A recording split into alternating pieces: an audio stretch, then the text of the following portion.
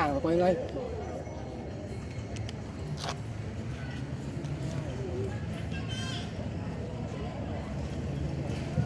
Cầm cái này thoải mái. Đầu nhỏ.